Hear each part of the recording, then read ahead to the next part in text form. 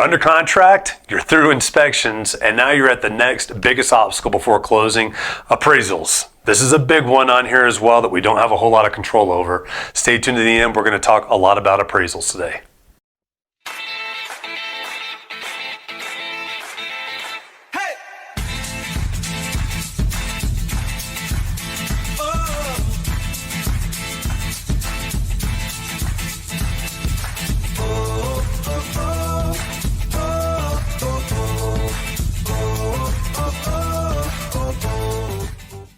Hey guys, I'm James Dean, team leader of the James Dean Mountain Homes team. Thank you so much for watching these videos. Just really quick before we get into the meat of this video, I just wanted to make sure if you haven't done so already, hit that subscription button down below, hit that notification bell. That keeps you updated on all the new videos that we have coming out weekly. We've got several that come out each week on this channel, so please stay up to date with that. Also, if you've got any questions whatsoever that are real estate related or just in the community, please don't hesitate to reach out to us and give us a call. You can either call us at 719-266-2725. You can text us to that number as well, or you can email us at info@jdmret.net. Please, whatever you got to do to get those questions to us, please ask. We're here to help. We're here to provide value to you and helping you make informed decisions, whether you're looking to buy or sell real estate or just typical questions for the community out here. We are local experts of this area and we love this area. So please reach out to us, and we hope you guys enjoy this video. All right, we're back here with Josie Yankee, and we are talking specifically about appraisals for a for sale by owner. Now, we talked about inspections before, and in our little preview that we did of under contract, the two biggest obstacles were inspections and appraisals. So we're talking about that second one today on here. Josie, when are appraisals usually utilized within a contract? Yeah, appraisals are used, we set the deadline usually about 3 weeks from under contract date to give the appraiser come in and find the value of the home and then go from there. And is that for all types of loans, or is that? Yeah, we actually only have control over setting that appraisal deadline for conventional loans. FHA and VA, they'll have their own deadline for that. We can't set that deadline of an FHA and VA loan. Yeah, and so when you see that FHA or VA loan, can we normally still get those done within 30 days, or are those are they like 3 months, 6 months out? Like what do you see that affect the 30-day timeline? Usually you can still do it in 30 days. It's not a big deal. They just have their own deadline for it. Yeah, and a lot of that's because they're government-backed or government-insured loans that are going through that process. So the government's got to have control somehow of things.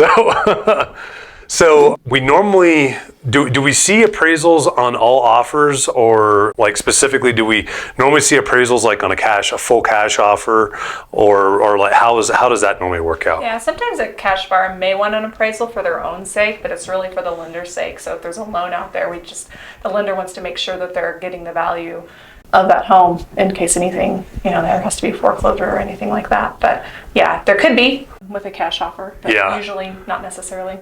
Yeah, not typically. Usually it's if a buyer's just not really sure about what they're offering on it, and they just want that third party viewpoint on if they're going to actually be offering enough or not. But yeah, typically it is just a lender that comes out on there as well. So let's go into really quickly the two government-backed loans that we just talked about. So the FHA and the VA on there. What's different about an appraiser that comes out and does one of those as opposed to a conventional? Right, with the FHA and VA appraiser, they're going to come out and check for livability. They have a livability standard, and so they're looking for some things that might make the home not livable, like appliances missing, peeling paint, and just things that they may require actually to be fixed before the home can be sold, before they'll actually give that loan out.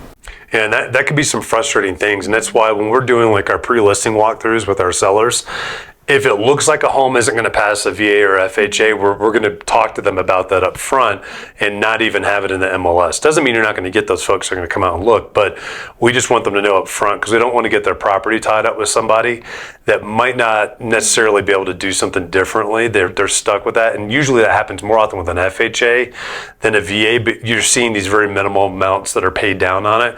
Great loans, great processes that are out there that help get people into homes, but when you have a livability issue that comes up with a VA or an FHA, what happens when that gets red flagged? Yeah, if there's a livability issue, they're going to require it to be fixed before closing. So it's not something that you can negotiate after closing. It'll have to be taken care of before the closing can even happen. Yeah, and that's huge. So yeah, if it doesn't pass a livability inspection, like let's say like a common one's peeling paint and the seller has to paint the entire house, we could be looking at like $5,000, maybe even more than that, just to get the house to pass that livability inspection, to get the appraiser to come back out and say, okay, we're good to go on that as well. And the seller's paying that up front. This is not something that gets taken care of after the fact. So very important things to think about as you're looking at those two government style loans. So Josie, what are the 3 deadlines that we see on the contract typically for appraisals? Yeah, there's the appraisal deadline to actually have the appraisal happen, and then there's the appraisal objection deadline for the objection to take place, and there's the appraisal resolution for you to come to terms as to how to fix any issues that came up during that appraisal. Yeah.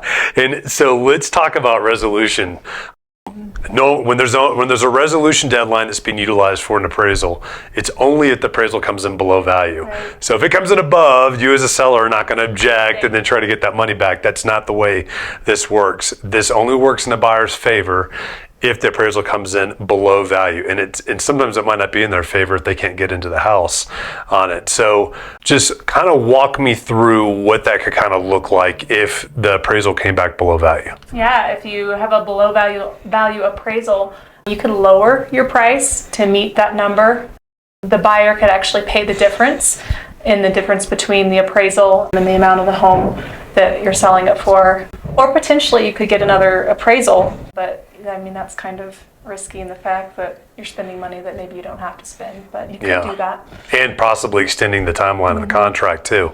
So this is one of those really discouraging sometimes. We try to always avoid this from happening to begin with on there, but it's also something that is always a possibility as we go through this too.